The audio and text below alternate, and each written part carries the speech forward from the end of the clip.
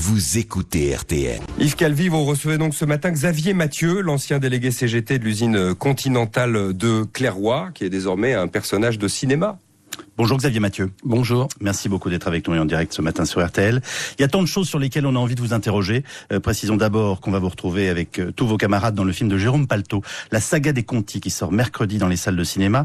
Le cinéma qui est aussi devenu votre métier puisqu'on vous a retrouvé à l'affiche d'excellents films depuis 3 ans. Mais avant de revenir au cinéma, au cœur d'une révolte ouvrière, une première question sur l'actualité syndicale. 50e congrès de la CGT aujourd'hui. Ça reste votre famille syndicale ? Ah oui, je suis toujours syndiqué à CGT depuis plus de 20 ans. Le seul truc qui me dérange un peu, c'est... j'espère qu'ils vont voir justement ce documentaire où ils verront ce que c'est qu'une véritable démocratie ouvrière et qu'un jour, peut-être qu'on élira le secrétaire général de la CGT par des méthodes un peu plus démocratiques que ce qu'elles sont aujourd'hui, qu'elles soient, par exemple, qu'ils soient élus par ceux qui payent leur timbre. Une bonne fois pour toutes. Et je pense que ce serait bien qu'on n'arrive pas à des élections où il n'y a qu'un seul candidat. Dans le film de Jérôme Palto, vous avez notamment cette phrase sur la CGT. La Confédération aujourd'hui, c'est de la bureaucratie. Thibault, il ne sait pas que j'existe. Alors je vous rassure, maintenant il le sait. Mais vous continuez de penser que la première centrale syndicale de France qui se réunit en congrès est d'abord un appareil bureaucratique ? Mais oui, mais je pense qu'il y a un problème au niveau syndical, c'est que quand vous voyez que la CGT est financée par 30% simplement de syndiqués et tout le reste c'est des subventions de l'État, on est quand même en droit de se poser la question. Je pense qu'il va falloir un jour un syndicalisme financé par les ouvriers, peut-être même un jour aller jusqu'à obliger les ouvriers à se syndiquer si un jour ils veulent être défendus, parce que c'est la seule façon. Je pense que les meilleures personnes pour pouvoir avoir un syndicat qui tient la route et le financer, c'est les ouvriers eux-mêmes. Je précise que vous venez de gagner en justice un procès face à Continental qui se doit de vous réintégrer. Si on vous propose d'aller travailler à Sarreguemines, le ferez-vous Xavier Mathieu et avez-vous demandé votre réintégration ? J'ai demandé ma réintégration. Continental m'a répondu qu'il ne pouvait pas me réintégrer à Clairoy. Sauf qu'il y a un problème, c'est que le tribunal administratif d'Amiens justement a invalidé mon licenciement en refusant et en disant qu'il n'y a aucune raison économique à la fermeture de cette usine. Donc et en plus à Clairoy, j'ai encore, mais puisqu'il y a encore un CE, j'ai encore des fonctions de titulaire CE, donc Continental doivent me réintégrer à Clairoy. Et d'ailleurs, Sarreguemines, ils m'ont déjà proposé, je suis allé là-bas, j'ai fait l'entretien, et ils m'ont répondu par la suite qu'il n'y avait pas de poste pour moi. Donc je vois pas comment il pourrait y en avoir un de plus aujourd'hui. Donc je résume, vous vouliez y aller ? J'y suis déjà allé, j'ai fait un entretien à l'époque de mon licenciement et ils m'ont renvoyé une lettre en me disant qu'il n'y avait pas de poste pour moi, donc je vois pas pourquoi il y en aurait un de plus aujourd'hui. Alors, la saga des Conti retrace évidemment ce qu'il faut appeler aussi une formidable aventure. Le documentaire montre notamment beaucoup la médiatisation du conflit. Est-ce qu'aujourd'hui, ça fait partie du combat d'un syndicaliste ?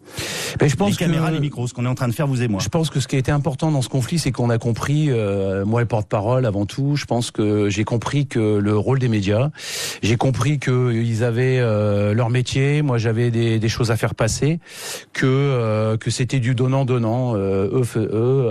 Ils avaient besoin de moi pour leur info, pour remplir les papiers, pour remplir les journaux, et moi j'avais besoin d'eux pour faire passer des infos. Je pense que ce contact-là, il a été très bien compris. Je pense que dans l'ensemble, on n'a pas été trahi. À part TF1 qui a oublié de flouter les images, la seule télévision. Et puis voilà, mais sinon je pense que dans l'ensemble, on a compris le rôle des médias, j'ai compris le rôle des médias, et ils ont fait leur rôle, je leur ai jamais dit ce qu'ils avaient à faire, ils m'ont jamais dit ce que je devais dire, et c'était très bien comme ça. Vous vous êtes senti mal à l'aise parfois, face à cette médiation ? Aujourd'hui, il y a une ambiguïté. Enfin, je suis sûr que vous la ressentez, que vous la comprenez. Aujourd'hui, ouais. Aujourd'hui, je me rends compte avec tout ça, au bout de 4 ans, que on se réveille un jour autour de nous quand on perd certaines choses, quand on perd certaines personnes, que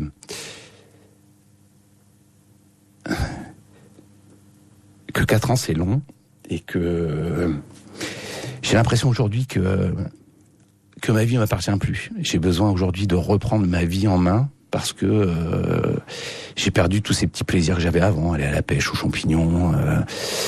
Heureusement, je suis grand-père depuis 1 an et demi, et ça m'a remis un peu sur piste, mais c'est très très difficile de vivre ce qu'on a vécu, pas que moi, hein, même mes potes qui sont chez eux, ils n'ont pas été médiatisés, mais ça change rien. Il y a encore 600 personnes à la NPE, il y a 250 CDI uniquement, il y a 80 création d'entreprises qui ont été faites. Il y en a 70% qui ont mis la clé sous la porte. C'est une catastrophe sociale, humaine, économique. Alors, je précise que dans le film de Jérôme Palto, heureusement, on en voit aussi un certain nombre qui se sont reconstruits une vie, celle qui ouvre une pizzeria, celui qui devient cordonnier, mais ça règle pas le problème. Sauf que à la fin du film de Jérôme Palto, et le film a été fini à peu près il y a 6 mois, sur les 4 qui ont créé une entreprise, il n'y en a plus qu'un, il n'y a plus que le cordonnier.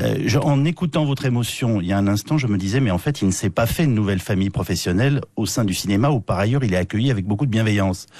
C'est votre vie d'avant qui vous manque ? C'est votre vie d'avant qui vous manque ? Mais en même temps, dans le cinéma, j'ai retrouvé. Alors, j'avais pas une bonne opinion quand Clapiche m'avait appelé la première fois. Je lui ai dit, j'avais pas envie de son milieu, les paillettes, le showbiz, ça m'intéressait pas.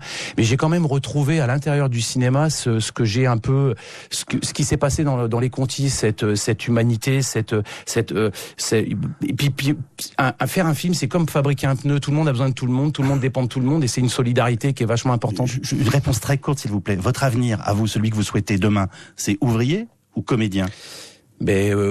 Ouvrier, j'ai eu aucune proposition de poste depuis 4 ans, et comédien, j'ai eu quelques propositions, dont une belle qui va arriver, enfin un film que j'ai fait avec Nils Tavernier aux côtés de Gamblin et Lamy, qui va sortir fin 2013. Et c'est un très beau métier. Le seule chose qui me dérange dans ce métier, c'est que moi j'ai l'habitude de prendre mon destin en main, et je trouve que dans ce métier-là, on dépend un peu trop des autres, de l'envie des autres, du besoin des autres, et j'ai un peu de mal, mais j'ai quand même je me rencontre en discutant avec d'autres comédiens que j'ai énormément de chance, et je m'en rends pas compte parce que moi ce métier j'ai jamais rêvé de le faire. Donc merci Xavier Mathieu. Le film sort mercredi en salle, La Saga des Contis, notamment dans le réseau Utopia et à l'espace Saint-Michel à Paris. Bonne journée à vous. Je voudrais lancer un petit message. Je voudrais lancer un message à la mairie de Montreuil, à Dominique Voynet, pour que justement elle remette en place ce formidable personne qui est Stéphane Goudet et son équipe au Méliès, et j'espère pouvoir justement aller projeter ce film là-bas.